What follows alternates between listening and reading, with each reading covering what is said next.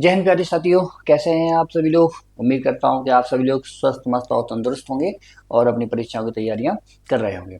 जैसा कि आप सभी लोग जानते हैं कि लोअर पीसीएस जैसी एक बड़ी भर्ती आपके सामने आ चुकी है। इसके आवेदन आरंभ हो चुके हैं और इसके साथ साथ ही आयोग इस बार बहुत जल्दी में दिखाई दे रहा है। और उसने परीक्षा तिथि भी जारी कर दी है। एग्जाम कैलेंडर भी रिसेंटली जारी कर दिया गया है 2 जून को।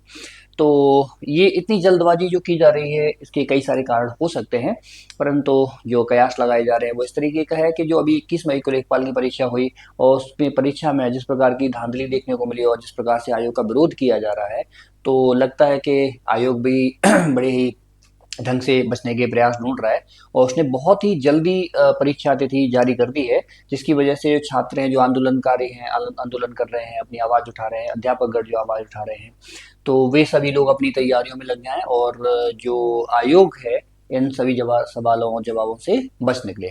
तो इस तरीके से उसने आयोग ने जितनी भी परीक्षाएं थी जो निलंबित थी अभी तक, उन परीक्षाओं के बारे में भी कोई डेटा उपलब्ध नहीं था। अब सारा डेटा उपलब्ध हो गया है कि उनकी परीक्षा कैलेंडर जारी कर दिया गया है, तो सभी परीक्षाओं की तिथियां जारी कर दी गई हैं। तो यहाँ पर आज हम डिस्कस करने जा रहे हैं लोअर पीसीएस की परीक्षा तिथि को, और उसके साथ साथ उसके एग्जाम पैटर्न और सिलेबस के बारे में भी हम पूरा डिस्कस करेंगे। ठीक है, तो जैसा कि आप लोग जानते हैं कि लोअर पीसीएस की जो 2516 पदों पर जो भर्ती होने जा रही है, 2516 पदों पर जो भर्ती है, उस भर्ती के लिए परीक्षा तिथि 23 अगस्त 2026 जो है परीक्षा तिथि जारी कर दी गई है। चलिए, तो हम इसके एग्जाम कैलेंडर के बारे में भी बात कर लेते हैं और आपको दिखाते हैं कि किस तरीके से किन परीक्षाओं की जो डेट है वो क्या क्या रखी गई है। ठीक है, तो देखिए, ये आयोग द्वारा अब विज्ञापन जारी कर दिया गया है, परीक्षा तिथि यानी कैलेंडर जारी कर दिया गया है। यहाँ पर जो हमारे लिए सबसे महत्वपूर्ण परीक्षा जो है वो सम्मिलित अवर अधिस्थ परीक्षा जो है, ये सबसे महत्वपूर्ण है और इसी परीक्षा के बारे में हम लोग बात कर रहे हैं। और इस परीक्षा को इन्होंने तिथि जो रखी है वो 23 अगस्त 2026 को रखी है। 10 बजे से 12 बजे तक ये परीक्षा संपन्न होगी, 2 घंटे की परीक्षा होगी। तो हम इसकी परीक्षा अवधि, समय और पाठ्यक्रम और पैटर्न सभी विषयों पर हम बात करेंगे यहाँ पर। इसके अलावा कुछ और महत्वपूर्ण परीक्षाएं हैं, उनके बारे में हम थोड़ा देख लेते हैं। अबकारी सिपाही की जो मुख्य परीक्षा है, इसकी तिथि भी जारी कर दी गई है और ये 20 सितंबर 2026 को होने वाली है। वन रक्षक और वन्य जीव रक्षक की मुख्य परीक्षा जो है ये 27 सितंबर को प्रस्तावित की गई है। इसके अलावा कुछ और परीक्षाएं भी यहाँ पर दी गई हैं, उनके बारे में भी थोड़ा डिस्कस कर लेते हैं। देखिए, जो प्राविधिक सहायक ग्रुप सी की परीक्षा है जो 9 अगस्त को रखी गई है। इसके अलावा जो यहाँ पर है एक महत्वपूर्ण परीक्षा और है, इसके बारे में भी हम लोग देख लेते हैं। देखिए, सहायक बोरिंग तकनीशियन जो कि 12 जुलाई को इसकी परीक्षा रखी गई है। और देखिए, सारी परीक्षाओं के यहाँ पर जो कैलेंडर है वो जारी कर दिया गया। बेसिक जो फार्मासिस्ट की परीक्षा थी, फार्मासिस्ट की परीक्षा भी 29 जून को रखी गई है, 29 जून को। इसके अलावा एक महत्वपूर्ण परीक्षा ये है, उत्तर प्रदेश प्रदूषण नियंत्रण बोर्ड की जो परीक्षा होने वाली थी, इस परीक्षा को भी उन्होंने 29 जून को रखा। इतनी जल्दबाजी है, एक ही दिन में 2 परीक्षाएं लेने का यहाँ पर एग्जाम डेट घोषित कर दी गई है दोनों की। अब देखिए, एक दिन में जिन छात्रों ने दोनों परीक्षाओं के लिए आवेदन किए होंगे और जिनके सेंटर अलग अलग अगर गए होंगे, तो वो किस प्रकार से इन परीक्षाओं को मैनेज करेंगे, कैसे पहुंचेंगे। तो मुझे लगता है कि यहाँ पर थोड़ा सा सुधार करने की आवश्यकता थी कि 29 जून को ही यहाँ पर परीक्षा ये है 10 से 12 बजे तक, और 29 जून को ही 3 से 5 बजे तक परीक्षा ये भी निर्धारित करी गई है। हालांकि समय अवधि अलग अलग है, परंतु एक ही तिथि है। चलिए, तो और इनके बारे में बात कर लेते हैं। तो देखिए, सारी परीक्षाएं यहाँ पर जारी कर दी गई हैं। ठीक है, तो कैलेंडर पूरा जारी हो गया है आयोग की तरफ से। तो अब मुझे लगता है कि आप सभी लोगों को परीक्षाओं में जो अपनी तैयारियों में जुट जाना चाहिए। ठीक है, लेकिन ख्याल ये भी रहे कि अगर हम सरकार के खिलाफ या आयोग के खिलाफ कोई भी कार्रवाई नहीं सोचेंगे या कोई भी प्रश्नों का अगर बखेड़ा उनके सामने खड़ा नहीं करेंगे, तो जिस प्रकार की धांधली, जिस प्रकार की देखने को मिल रही है इन परीक्षाओं में, जैसे यूपीएसआई भी विवादास्पद है, इसके अलावा लेखपाल परीक्षा भी काफी विवादास्पद हो गई है। तो जब तक इन आयोग से प्रश्न नहीं करे जाएंगे, तब तक ये हमें इस तरीके से उलझा करके रखेंगे। फिर बहरहाल जो भी हो, लेकिन परीक्षा तिथियां उन्होंने एक साथ सभी परीक्षा तिथि जारी कर दी है। चलिए, तो एग्जाम डेट का हमें पता चली गई है, एग्जाम डेट आपके सामने रिवील हो ही गई है और 23 अगस्त 2026 को ये परीक्षा संपन्न होने वाली है। ठीक है, चलिए, तो अगले चरण में हम बात कर लेते हैं इसके पाठ्यक्रम की और किस प्रकार की हमारी स्ट्रेटेजी होनी चाहिए इस परीक्षा को उत्तीर्ण करने के लिए, ताकि हम बेहतर प्रदर्शन इस परीक्षा में कर सकें। और जो हम पोस्ट चाहते हैं, काफी महत्वपूर्ण पोस्ट यहाँ पर इस परीक्षा में दी गई है, मैं उसके बारे में भी आपसे दो मिनट डिस्कस करूंगा। और हाँ, एक सबसे बड़ी समस्या छात्रों के मन में ये प्रश्न चल रहा है कि पोस्ट प्रेफरेंस में हम किस तरीके से रखें, कौन सी पोस्ट हमारे लिए ज्यादा अच्छी है, कौन सी पोस्ट जो हमें प्रायोरिटी में रखनी है, कौन सी पोस्ट को हमें पीछे रखना है। क्योंकि बात ये होती है कि मेधावी छात्र होते हैं, अच्छे मार्क्स लाते हैं, उन्हें अच्छी पोस्ट मिलनी चाहिए, परंतु क्या होता है कि जब पोस्ट का चुनाव किया जाता है, जब आप फॉर्म भरते हो, तो पोस्ट में भरते समय अगर गलतियां हो जाती हैं तो उसका खामियाजा भुगतना पड़ता है, क्योंकि पोस्ट प्रेफरेंस जो है वो बाद में चेंज संभव नहीं है कि हो पाए। तो अभी से हमें ध्यान रखना होगा पोस्ट प्रेफरेंस का भी, तो उसके बारे में भी हम बात करेंगे, पोस्ट प्रेफरेंस को भी यहाँ पर रखेंगे। लेकिन इसके अलावा महत्वपूर्ण बात जो है वो ये है कि इसके पाठ्यक्रम क्या है, इसकी स्ट्रेटेजी क्या होनी चाहिए इस परीक्षा को पास करने के लिए, उत्तीर्ण करने के लिए, ताकि हमें मनचाही पोस्ट हमें मिल सके। तो देखिए यहाँ पर कुछ सफलता का ब्लूप्रिंट आपके लिए प्रस्तुत किया गया है। यूपी सम्मिलित और अधीनस्थ सेवा परीक्षा योजना की रणनीति किस प्रकार की होनी चाहिए आपकी, तो हम इस पर बात करने जा रहे हैं। चलिए, तो देखिए, सबसे पहले हम बात करेंगे इसका जो पैटर्न क्या, एग्जाम पैटर्न के बारे में। एग्जाम पैटर्न क्या है, परीक्षा के नियम क्या है। तो परीक्षा के नियम है कि इस परीक्षा में कुल 100 प्रश्न होंगे। वैसे भी बच्चे जानते ही हैं, यूपी ने सभी परीक्षाओं के लिए जो भी यूपी के अंतर्गत आते हैं विभाग, उनकी जो परीक्षा लेने के लिए उनका एक ही पैटर्न लगभग उन्होंने बना दिया है कि 100 प्रश्न की जो है परीक्षा होती है और 100 अंक निर्धारित होते हैं, यानी एक प्रश्न एक अंक का होता है। ठीक है, इसके अलावा जो समयावधि है वो 2 घंटे की रहने वाली है, लगभग 2 घंटे ही निर्धारित करी गई है। सभी परीक्षाओं में लगभग 2 घंटे ही आ रही है जो यूपी के अंतर्गत आने वाले हैं। और इसमें निगेटिव मार्किंग होगी, इसका विशेष ध्यान रखना है सभी छात्रों को कि इसमें निगेटिव मार्किंग भी रहेगी, जैसा कि सभी परीक्षाओं में हो ही रही है।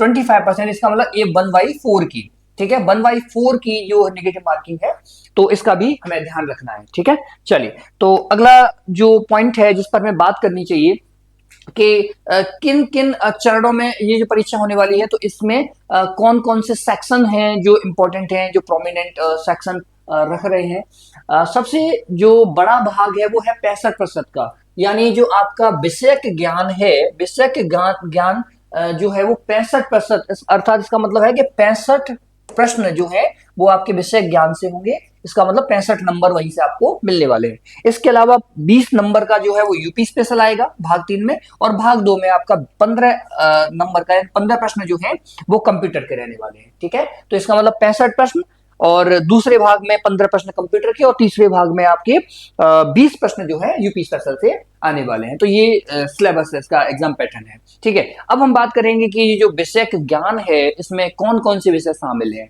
ठीक है, इसमें वे सारे सभी विषय शामिल हैं, जैसे हिस्ट्री, ज्योग्राफी, पॉलिटी, इकोनॉमिक्स जो आप पढ़ते हैं, करंट अफेयर वगैरह जो पढ़ते हैं, वो सारा इन 65 क्वेश्चंस में शामिल है। तो हम इसको भी डिफाइन करेंगे, डिस्कस करेंगे कि 65% यानी इतना बड़ा जो वेटेज कैरी कर रहा है, तो इसमें इतने बड़े वेटेज के लिए कौन कौन से विषय हैं जो इसमें आने वाले हैं। ठीक है, चलिए, तो इन पर बात कर लेते हैं। देखिए, तो जो आपका विषय ज्ञान था, यानी 65 प्रश्न, 65 अंक की जो आपके आने वाले हैं, इसमें कौन कौन से विषय से क्या क्या प्रश्न आने वाले, कितने प्रश्न आने वाले हैं। ठीक है, तो इसका डिटेल्ड एनालिसिस है। देखिए, पहले हम बात करेंगे सब में कि कितने प्रश्न कितने नंबर, और कौन सा विषय कितने नंबर लेकर आने वाले हैं। ठीक है, इसके अलावा फिर हम डिटेल्ड में भी बात करेंगे इसके बारे में कि इतिहास के कौन कौन से महत्वपूर्ण टॉपिक हैं जिन पर हमें अपनी पकड़ मजबूत बनानी है, या हमें जिन पर विशेष ध्यान देने की आवश्यकता है। तो सभी विषयों के बारे में हम बात करेंगे डिटेल में। ठीक है, देखिए, इतिहास के 5 प्रश्न होंगे, 5 अंक का होगा।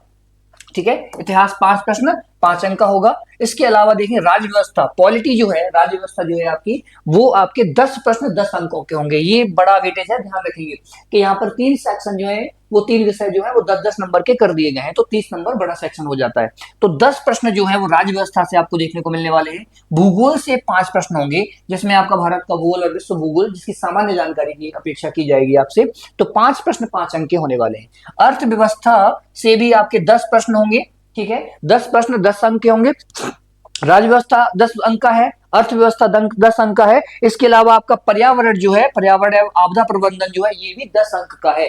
तो ये जो बड़े बड़े मेजर सेक्शन है, इनको विशेष रूप से ध्यान देने की आवश्यकता है। इसके अलावा जो आपका जनरल साइंस है, सामान्य विज्ञान जो है, वो 5 प्रश्न 5 अंक का आने वाला है। ठीक है, समसामयिक घटनाएं जो है, समसामयिक घटनाएं यानी करंट अफेयर जो है, वो आपकी 5 नंबर के आने वाले हैं, 5 प्रश्न होंगे। सामान्य बुद्धि परीक्षण यानी आपकी जो जनरल इंटेलिजेंसी है यानी जिसे हम रीजनिंग कह सकते हैं, तो 5 प्रश्न 5 अंक के होंगे। प्रारंभिक गणित अर्थमेटिक जो होगा वो 5 नंबर का होगा, 5 अंक इसके लिए निर्धारित किए गए हैं। सामान्य हिंदी, जनरल हिंदी 5 अंक इसके लिए निर्धारित किए गए हैं। 5 प्रश्न 5 अंक के होंगे। ठीक है, तो इस प्रकार से जो 65 का है क्लासिफिकेशन यहाँ पर किया गया है, तो 65 अंकों को इतने भागों में विभाजित किया गया है यहाँ पर। ठीक है, चलिए अब हम बात कर लेते हैं 65 जो प्रश्न हैं, यानी जो इसके विषय आपको दिए गए, विषयगत ज्ञान के बारे में आपको बताया गया कि कौन विषय, कितने अंक, कितने प्रश्न होने वाले हैं। अब उनका हम डिटेल देख लेते हैं कि हमें जैसे इतिहास के 5 प्रश्न हैं, तो उनके लिए कौन कौन से महत्वपूर्ण टॉपिक हैं जिन पर हमें ध्यान देने की आवश्यकता होगी। तो इसमें सबसे पहले हम पढ़ेंगे, देखिए, सामाजिक, सांस्कृतिक और आर्थिक और राजनीतिक पक्ष, यानी भारत का इतिहास एवं राष्ट्रीय आंदोलन में आपका सामाजिक, सांस्कृतिक यानी आर्ट एंड कल्चर है, सोशल है, उसके अलावा इकोनॉमिक है, एंड पॉलिटिकल एस्पेक्ट्स भी यहाँ पर रखे गए हैं, इनसे संबंधित प्रश्न होंगे। अच्छा, इसके अलावा स्वतंत्रता आंदोलन, राष्ट्रीयता का अभ्युदय और स्वतंत्रता प्राप्ति, यहां से भी प्रश्न आपको देखने को मिलेंगे। इंडियन फ्रीडम स्ट्रगल जो है यहाँ पर आने वाला है, राष्ट्रीयता का अभ्युदय तथा स्वतंत्रता प्राप्ति, यानी फ्रीडम के समय जो आंदोलन किए गए थे, कौन कौन से आंदोलन थे, उन आंदोलनों से प्रश्न यहाँ पर आने वाले हैं। अगर हम भारतीय राज्य व्यवस्था की बात करें तो 10 प्रश्न 10 अंक के आने वाले हैं, हम पहले ही बात कर चुके हैं इसके बारे में। तो इसमें से विषय जो है क्या क्या है, यानी टॉपिक क्या क्या होंगे, संवैधानिक विकास। ठीक है, यानी संवैधानिक विकास जो है, वहां से प्रश्न देखने को मिलेंगे। भारतीय संविधान, इंडियन कॉन्स्टिट्यूशन, इसमें से जो प्रश्न लाजमी है, आने ही आना होता है, आते ही हैं। पंचायती राज एवं स्थानीय स्वशासन, पंचायती राज और स्थानीय स्वशासन, इसको भी ध्यान देने की आवश्यकता होगी। ठीक है, इसके अलावा लोक नीति यानी पब्लिक पॉलिसीज एंड आधिकारिक मुद्दे, यहां से भी प्रश्न आपको देखने को मिलेंगे। तो ये 10 प्रश्न 10 अंक के निर्धारित किए गए हैं। चलिए, तो अगला हम देखेंगे राष्ट्र एवं विश्व भूगोल और अर्थव्यवस्था। अब देखिए, भूगोल से 5 प्रश्न हैं और अर्थव्यवस्था से आपके 10 प्रश्न हैं। ठीक है, तो बड़ी सेक्शन है, ध्यान देने की आवश्यकता है। अब भूगोल में जो है, भारत एवं विश्व का भूगोल, इससे 5 प्रश्न 5 अंक के होने वाले हैं। भौतिक, सामाजिक एवं आर्थिक भूगोल, ये इसके टॉपिक हैं। इसके अलावा आपको एग्रीकल्चर यानी कृषि पढ़ने की आवश्यकता होगी, जनसांख्यिकी सेंसस, ये पढ़ने की आवश्यकता होगी। स्मार्ट सिटी एवं स्मार्ट विलेजेस, इसके बारे में भी आपको जानकारी अपेक्षित है। विश्व भूगोल की केवल सामान्य जानकारी की आवश्यकता होगी आपको, विशेष जानकारी की आवश्यकता नहीं है विश्व भूगोल में, लेकिन सामान्य जानकारी आपको होनी चाहिए, जैसे देश, उनकी राजधानियां, उनकी करेंसीज है ना, उनकी लोकेशन, या जो प्रमुख ज्वालामुखी है ना, इस प्रकार के जो प्रश्न आते हैं, स्टैटिक जीके के जो क्वेश्चंस होते हैं ज्योग्राफी से रिलेटेड, वो आपको यहाँ पर अपेक्षा की जाएगी कि आपको ये सामान्य जानकारी होनी चाहिए विश्व भूगोल की। इसके अलावा भारतीय अर्थव्यवस्था देखेंगे। भारतीय अर्थव्यवस्था जो है वो 10 नंबर का वेटेज कैरी करेगा, 10 प्रश्न यहाँ से आने वाले हैं। ठीक है, भारतीय अर्थव्यवस्था एवं सामाजिक विकास। देखिए, यहाँ से क्या है, नीति आयोग। ठीक है, नीति आयोग के बारे में पूरी जानकारी होनी चाहिए, जो कि पहले योजना आयोग के नाम से जाना जाता था। हम इसके बारे में भी आपको पढ़ाएंगे, सारी चीजें डिस्कस करेंगे कि ये क्या होता है। ठीक है, बहरहाल अभी हम केवल सिलेबस को डिस्कस करेंगे। ठीक है, तो योजना आयोग, नीति आयोग, ये हमें दोनों ही पढ़ने होंगे। अच्छा, उसके अलावा सतत विकास, एसडी जो जी है, एसडीजी सतत विकास लक्ष्य जो हैं, इनके बारे में हमें जानकारी होनी चाहिए। ठीक है, 17 लक्ष्य होते हैं, वो भी जानते हैं आप लोग, पर हमें डिटेल से पढ़ना होगा, क्योंकि प्रश्न कहीं से भी आ सकता है। ठीक है, और जिस प्रकार का आप यूपीडब्ल्यूएससी का पैटर्न देख रहे हैं, प्रश्नों का जो स्तर देख रहे हैं, वो इस प्रकार का होता जा रहा है कि आपको कंफ्यूजन करने के लिए ये काफी है। देखिए, कृषि, उद्योग, वैश्वीकरण एवं उदारीकरण का प्रभाव। देखिए, यहाँ कृषि जो है, यहाँ इकोनॉमिक से रिलेटेड है। ठीक है, और यहाँ पर जो कृषि है वो भूगोल से रिलेटेड। इसका मतलब क्या है कि मिट्टियां, मृदा ना, फसलें, वो है। और यहाँ पर जो है वो कृषि जो है इकोनॉमिक फॉर्म में, इकोनॉमिक यानी किस कृषि का इनका मूल्य क्या निर्धारित किया गया है ना, एमएसपी वगैरह। तो इस प्रकार के जो प्रश्न होते हैं वो इसमें देखने को मिलते हैं अर्थव्यवस्था में। ठीक है, यानी कृषि जो है वो अर्थव्यवस्था में क्या रोल प्ले करती है। ठीक है, तो इस प्रकार से दोनों ही चीजें अलग अलग हैं। वहां भूगोल के बारे में जानकारी आपको होनी चाहिए, और यहाँ पर इसकी इकोनॉमिक यानी अर्थव्यवस्था में जो कृषि का जो महत्व है वो उसके बारे में जानकारी होनी चाहिए। इसके अलावा उद्योग वैश्वीकरण एवं उदारीकरण के प्रभाव, ठीक है, ये इसके बारे में भी आपको जानकारी होनी चाहिए। आधारभूत संरचना, ऊर्जा, सड़क और बंदरगाह आदि, यानी ये सारी चीजें आपकी अर्थव्यवस्था के अंतर्गत आने वाली है, ठीक है। चलिए आगे बढ़ते हैं। अगला है विश्लेषणात्मक दृष्टिकोण, विज्ञान और पर्यावरण। देखिए विज्ञान और पर्यावरण जो है,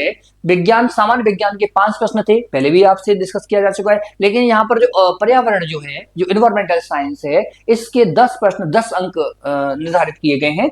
तो ये एक बड़ा वेटेज है, इस पर ध्यान देने की आवश्यकता है। तो जो 10 नंबर वाली सेक्शन है उन पर तो विशेष रूप से ध्यान देने की आवश्यकता है, क्योंकि काफी बड़ा वेटेज कैरी करते हैं, ठीक है।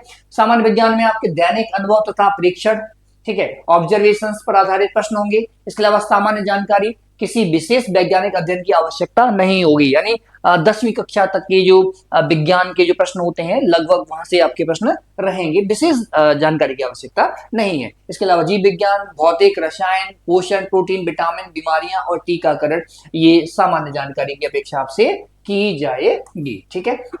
चलिए अब देखेंगे पर्यावरण, पारिस्थितिकी एवं आपदा प्रबंधन, जो 10 प्रश्न 10 अंक के हैं, इसमें हमें क्या क्या पढ़ने की आवश्यकता होगी। तो पारिस्थितिकी तंत्र यानी इकोसिस्टम पढ़ने की आवश्यकता होगी, जैव विविधता, ठीक है, बायोडाइवर्सिटी पढ़ने की आवश्यकता होगी, यानी काफी अच्छी इसमें नॉलेज होनी चाहिए। 10 प्रश्न है यहाँ से, ठीक है। पर्यावरण, प्रदूषण यानी पॉल्यूशन एवं क्षरण, ठीक है। इसके अलावा प्राकृतिक आपदाएं तथा आपदा प्रबंधन भी आपको आना चाहिए, यानी इन्वायरमेंटल साइंस रिलेटेड आपको चीजें ठीक ठाक तरीके से पढ़नी होंगी, क्योंकि 10 अंक इसके लिए निर्धारित किए गए हैं, ठीक है। चलिए तो अगला टॉपिक है, हमें समसामयिकी, तर्क और गणित के 5 प्रश्न जो है 5-5 तीनों सेक्शन कैरी कर रहे हैं, यानी 3 विषय 5-5 नंबर के आने वाले हैं। राष्ट्रीय और अंतर्राष्ट्रीय समसामयिक घटनाएं, राष्ट्रीय और अंतर्राष्ट्रीय स्तर की हाल की घटनाएं जो रिसेंटली घटनाएं हुई हैं, तो वो यहाँ से पूछी जाएंगी। 5 प्रश्न 5 अंक निर्धारित किए गए हैं। सामान्य बुद्धि परीक्षा यानी रीजनिंग जो है, जनरल इंटेलिजेंस है, इसके भी 5 प्रश्न निर्धारित किए गए हैं। तो लॉजिकल एंड क्रिटिकल थिंकिंग पर बेस्ड आपके क्वेश्चन रहेंगे, 5 प्रश्न 5 अंक के होंगे, ठीक है। प्रारंभिक गणितीय ज्ञान, ठीक है, जो अर्थमेटिक होता है आपका, यहां से भी आपके 5 प्रश्न होंगे। देखिए हाई स्कूल स्तर तक का आपको नॉलेज होनी चाहिए मैथमेटिक्स, ठीक है, जिसमें अंकगणित होगा, बीजगणित होगा और रेखा गणित से भी प्रश्न देखने को मिल सकते हैं। इसके अलावा सांख्यिकी विश्लेषण यानी ग्राफ और डायग्राम यानी डेटा इंटरप्रिटेशन भी यहाँ पर आ सकता है, डीआई भी यहाँ पर आ सकता है, ग्राफ से रिलेटेड क्वेश्चन आ सकते हैं, जैसे पाई चार्ट ना और बार ग्राफ वाले क्वेश्चन यहाँ पर देखने को मिल सकते हैं, जैसे कि पैट में आते ही हैं, तो संभव है कि यहाँ पर भी आपको देखने को मिलेंगे ही मिलेंगे, ठीक है। चलिए तो अगला है हमारा प्रशासन की भाषा, सामान्य हिंदी। सामान्य हिंदी के भी 5 प्रश्न आपको देखने को मिलेंगे, 5 प्रश्न यहाँ से भी है और 5 अंक निर्धारित किए गए, ठीक है। अच्छा, 5 प्रश्नों को इस तरीके से बांटा गया है 3 भागों में। जैसे देखिए सबसे पहले शासकीय पत्राचार, इससे भी प्रश्न आते हैं, जैसे कि लेखपाल में भी प्रश्न देखने को मिले थे, ठीक है। देखिए शासकीय, अर्धशासकीय पत्र, कार्यालय, आदेश और अधिसूचना परिपत्र, इनसे रिलेटेड क्वेश्चन आते हैं। इसके अलावा देखिए वर्ण एवं ध्वनि विचार, स्वर, व्यंजन, मात्रा, संधि, समास, उपसर्ग और प्रत्यय से भी प्रश्न आपको देखने को मिलेंगे। व्याकरण एवं शब्द ज्ञान, व्याकरण शब्द ज्ञान में आपको तत्सम, तद्भव, पर्यायवाची, विलोम, मुहावरे, लोकोक्तियां, काव्य रचना एवं शुद्धि एवं ब्राह्मचंद, ठीक है। तो ये ब्राह्मचंद से भी रिलेटेड क्वेश्चन आपको देखने को मिलेंगे, यानी हिंदी में इस प्रकार के विषयों की पढ़ने की आवश्यकता है। इन पर कमांड अगर आप अच्छी रखते हैं तो 5 में से 5 प्रश्न जो बना सकते हैं, आप सही कर सकते हैं, 5 अंक आपको ये स्वतः ही मिल जाएंगे। लेकिन आपको पढ़ना होगा, अध्ययन करना होगा, क्योंकि सामान्य हिंदी भी जैसे लेखपाल के प्रश्न में, लेखपाल के पेपर में आपने देखा कि सामान्य हिंदी जो है वो ठीक है, लेकिन कुछ प्रश्न जो होते हैं वो आपको क्या करते हैं, आपको उलझा देते हैं, ठीक है। तो उन पर ध्यान देने की आवश्यकता होगी। चलिए अब हम देखिए, हमने भाग 1 जो 65 प्रश्न था, 65 प्रश्नों का हमने विश्लेषणात्मक वर्णन यहाँ पर कर लिया है और आपको समझा दिया है। आप समझ गए होंगे कि किस विषय से कितने प्रश्न कितने अंक के हैं और किन किन विषयों पर, किन किन टॉपिक्स पर हमें पढ़ने की आवश्यकता होगी, किन किन टॉपिक से प्रश्न देखने को मिलेंगे। इसके अलावा भाग 2 कंप्यूटर एवं सूचना प्रौद्योगिकी, ठीक है, कंप्यूटर एंड इंफॉर्मेशन टेक्नोलॉजी से भी आपके 15 प्रश्न आने वाले हैं। यहाँ से कितने अंक हैं, 15 अंक जो है वो यहाँ से निर्धारित किए गए हैं। तो आधुनिक प्रशासन की तकनीकी आधार पर 15 अंकों की अपेक्षा आपसे यहाँ पर की जाती है और आप यहाँ से काफी अच्छे प्रश्न बना सकते हैं, ठीक है। चलिए तो अगला टॉपिक देखते हैं, इसमें तकनीकी पाठ्यक्रम। इसका हम पाठ्यक्रम पर बात कर लेते हैं कि कंप्यूटर के किन किन चीजों से प्रश्न ज्यादा पूछे जा रहे हैं, जो ट्रेंड है और जहां के जो आपसे अपेक्षा की जाती है। देखिए, तो भविष्य की तकनीकी फ्यूचर टेक यानी सबसे ज्यादा क्या चल रहा है अभी, आईटी का दौर चल रहा है। इसके अलावा मतलब जनरल इंटेलिजेंस ही देखते हैं आप लोग, है ना, और आर्टिफिशियल इंटेलिजेंस आपको देखने को मिलती है। तो हर जगह लगभग एआई का यूज हो ही रहा है, एआई का ट्रेंड चल रहा है। तो एआई से रिलेटेड क्वेश्चन तो आपको देखने को यहाँ पर मिल ही सकते हैं। तो artificial intelligence, AI and big data processing से भी प्रश्न देखने को मिलेंगे। Machine learning, deep learning, internet of things, IoT बहुत इंपॉर्टेंट है। इंटरनेट ऑफ थिंग्स का भी क्रेज बहुत चल रहा है, तो यहाँ से प्रश्न देखने को मिलेंगे। भारत की उपलब्धियां, ठीक है, एवं यानी आईटी के क्षेत्र में जो भारत की उपलब्धियां हैं, इंफॉर्मेशन टेक्नोलॉजी के में जो भारत ने रेवोल्यूशन किया है, तो वहां से भी प्रश्न आपको देखने को मिलेंगे। इसके अलावा नेटवर्क एवं सुरक्षा, ठीक है, यहां से प्रश्न होंगे। इसमें क्या होगा, internet, IP address, www dot digital वित्तीय एवं उपकरण, ई गवर्नेंस, साइबर सुरक्षा से प्रश्न आपको देखने को यहाँ से मिलेंगे। देखिए, साइबर फ्रॉड जो है वो वर्तमान में बहुत ज्यादा हो रहा है, क्योंकि जैसे जैसे एआई टेक्नोलॉजी जो डेवलप हो रही है, उसके साथ साथ साइबर फ्रॉड्स भी बहुत तेजी के साथ होते चले जा रहे हैं। तो ये भी अपराधों की श्रेणी में बहुत उच्च स्थान पर पहुंच चुका है। बुनियादी ज्ञान, है ना, तो फंडामेंटल बेसिक नॉलेज जो आपको होनी चाहिए वो क्या है, जैसे हार्डवेयर के बारे में आपको पता होना चाहिए, software, MS Word, MS Excel, operating systems, email and printer, इन सभी के बारे में भी आपसे जानकारी की अपेक्षा यहाँ पर की जाएगी। यानी इन विषयों से आपको प्रश्न देखने को मिलेंगे, ठीक है। चलिए, तो आगे देखते हैं। आगे है भाग 3। भाग 3 जो है यूपी स्पेशल जो है वो 20 प्रश्न 20 अंक के यहाँ निर्धारित किए गए हैं, ठीक है। तो आपको होम ग्राउंड का एडवांटेज मिल सकता है, क्योंकि जनरली आप सब लोग यूपी से ही हैं, तो यूपी के बारे में तो आपको ठीक ठाक नॉलेज होगी ही। तो उम्मीद की जा सकती है कि यहाँ आपको इसका एडवांटेज मिल सकता है। यहाँ पर देखिए, यह खंड पूरे पेपर का 20% कैरी करता है, यानी इस तीसरे सेक्शन से 20 प्रश्न, पूरे पेपर का 20 प्रश्न यहाँ से आने वाले हैं यूपी स्पेशल से, ठीक है। तो यूपी स्पेशल से आपके किन किन विषयों में किन किन टॉपिक से क्वेश्चन होंगे, तो वो उसके बारे में हम डिस्कस कर लेते हैं, ठीक है। देखिए, यहाँ पर क्या होगा कि हमने यूपी स्पेशल को 3 सेक्शंस में डिवाइड किया हुआ है। पहले सेक्शन में क्या है, art and culture and history, ठीक है, यानी उत्तर प्रदेश का इतिहास। उत्तर प्रदेश का इतिहास की जानकारी आपको होनी ही चाहिए, क्योंकि आप यूपी के निवासी हैं, तो यहाँ के बारे में तो आपको पता होना ही चाहिए। और फिर आपको जो नौकरी है, सरकारी नौकरी, वो भी उत्तर प्रदेश में ही करनी है, क्योंकि अधीनस्थ सेवा आयोग की जो ये वैकेंसी है, तो भर्ती है, तो इसमें तो आपको यूपी में ही जॉब करनी है। तो यूपी का इतिहास और उसकी संस्कृति यानी art and culture and history तो पता ही होना चाहिए। तो क्या होना चाहिए, पता, इतिहास पता होना चाहिए, वास्तुकला के बारे में, कला के बारे में, त्योहार यानी 30 त्योहार जो हम उत्तर प्रदेश में मनाए जाते हैं उन सब के बारे में जानकारी होनी चाहिए। लोक नृत्य, साहित्य, क्षेत्रीय भाषाएं, विरासत एवं सामाजिक रीति रिवाज, इन सभी के बारे में जानकारी होने चाहिए। यानी इन सभी विषयों की ऐतिहासिक पृष्ठभूमि है, उससे आप अवगत होने चाहिए। इसके अलावा भूगोल एवं पर्यावरण, है ना, भूगोल एवं पर्यावरण, उत्तर प्रदेश का भूगोल एवं पर्यावरण के बारे में भी आपको जानकारी होनी चाहिए, तो वहां से भी प्रश्न आपको देखने को मिलेंगे। भौगोलिक परिदृश्य आपको पता होना चाहिए, यानी कौन सा जिला कहाँ पर है, तो पूरे उत्तर प्रदेश के जिला, उनकी सीमाएं, है ना, और कौन कौन से जिले में क्या चीजें हैं, कौन सी झील कहाँ पर है, तो भौगोलिक परिदृश्य आपको पता होना चाहिए। अच्छा, उसके बाद उत्तर प्रदेश की जलवायु के बारे में आपको पता होना चाहिए कि उत्तर प्रदेश की जलवायु कैसी है, कितने भागों में विभाजित है, तो ये सब आपको पता होना चाहिए। यानी यहाँ से प्रश्न आपको देखने को मिलेंगे। मिट्टियां, उत्तर प्रदेश में कौन कौन सी मिट्टियां पाई जाती हैं, वन एवं वन्य जीव, प्राकृतिक संसाधन, खान एवं खनिज, यानी ये सब भी आपको उत्तर प्रदेश के बारे में जानकारी होनी चाहिए। तो अर्थव्यवस्था एवं प्रशासन, यहां से देखेंगे इसमें कौन कौन से टॉपिक हैं जहां से प्रश्न देखने को मिल सकते हैं। कृषि, उद्योग, रोजगार, राज्य व्यवस्था, प्रशासन एवं सामाजिक समसामयिक घटनाएं, current affairs events of UP, Uttar Pradesh की भी करंट की जो इवेंट हैं, करंट की घटनाएं हैं, उनके बारे में आपको पता होना चाहिए। यानी वहां से भी आपको प्रश्न देखने को परीक्षाओं में मिलेंगे, जैसे कि लेखपाल और अन्य परीक्षाओं में भी प्रश्न देखने को मिले हैं, तो यहाँ से भी आपको प्रश्न देखने को मिलते हैं। तो इस प्रकार से आपका ये यूपी स्पेशल का इन 3 सेक्शंस में हमने क्लासिफिकेशन किया है, तो यहाँ से प्रश्न देखने को मिलेंगे, ठीक है। चलिए, तो एक बार हम थोड़ा सा ब्रीफ एनालिसिस इसका कर लेते हैं, ठीक है। मास्टर ब्लूप्रिंट के बारे में इसके बात कर लेते हैं कि 65 मार्क है, 65 प्रश्न जो है 65 मार्क के हैं, यानी गोल्डन जोन है आपका, यहाँ आप सबसे ज्यादा स्कोर कर सकते हैं, ठीक है। उत्तर प्रदेश 20 नंबर का है, राज्य व्यवस्था 10 नंबर की है, और कंप्यूटर 15 नंबर का है, अर्थव्यवस्था 10 नंबर की है, और पर्यावरण भी 10 नंबर का है। यानी ये मेजर सेक्शंस हैं जो बड़े बड़े अंक निर्धारित किए गए हैं इनके लिए। 20 नंबर का Uttar Pradesh UP special, 15 computer, 10 राज्य व्यवस्था, 10 अर्थव्यवस्था और 10 का पर्यावरण, ठीक है। तो ये 65 जो मार्क्स बन रहे हैं, ये आपके लिए क्या है, गोल्डन जोन है कि यहाँ पर आप अच्छा स्कोर कर सकते हो, ठीक है। तो ये भी हमने आपका एनालिसिस के लिए किया हुआ है। चलिए, तो इस तरीके से हमने देखा कि क्या पाठ्यक्रम, इसका परीक्षा का पाठ्यक्रम क्या रहने वाला है, किस तरीके से ये परीक्षा होने वाली है, और कौन कौन से प्रश्न जो कौन कौन से विषय जो है वो कितना कितना वेटेज कैरी कर रहे हैं। तो डिटेल्ड एनालिसिस हमने आपका इसका किया, समझाया, बताया आपको। तो उम्मीद करते हैं कि आपको ये चीजें पसंद आई होंगी और आपको ये काफी आपके लिए रिलीवेंट होंगे और काफी हेल्पफुल आपके लिए रहेगा। चलिए, तो मिलते हैं बहुत जल्दी आपको अगले अगले अपनी क्लास में, अपनी क्लास लेकर के, जिसमें हम आप लोगों के लिए पॉलिटी की क्लास बहुत जल्द शुरू करने वाले हैं। क्योंकि पॉलिटी जो है, राजव्यवस्था जो है, आप देख पा रहे हैं कि 10 अंक का है, तो हम राजव्यवस्था से हम पहले शुरुआत करेंगे।